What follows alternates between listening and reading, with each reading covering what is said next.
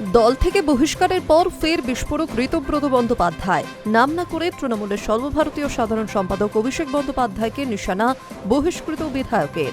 তার তোপ, আমাদের নিরাপত্তা চাইতে হয়নি, তাকে চাইতে হয়েছে যাকে জনগণ রক্ষা করবে।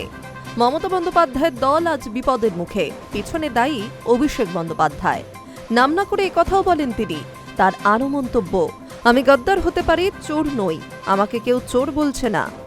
সোনারপুরে জনরোষে আক্রান্ত হওয়ার পর সাংসদ হিসেবে কেন্দ্রীয় নিরাপত্তা চেয়ে আবেদন করেছেন অভিষেক বন্দ্যোপাধ্যায়। কেন্দ্রীয় নিরাপত্তা পাবেন কিনা ঠিক করবে স্বরাষ্ট্র মন্ত্রক। এই আবহেই মঙ্গলবার বিধানসভা যাওয়ার আগেই অভিষেক বন্দ্যোপাধ্যায়কে আক্রমণ করলেন বহিষ্কৃত তৃণমূল বিধায়ক ঋতব্রত বন্দ্যোপাধ্যায়। তিনি বলেন, এত বড় জননেতা ২৬ দিন বাইরে বেরোতে পারেননি, আমি গদ্দার হতে পারি, চোর নই। বিধানসভা এলাকায় যাচ্ছে, অতিরিক্ত নিরাপত্তা নেই, আমাকে কেউ চোরও বলছে না।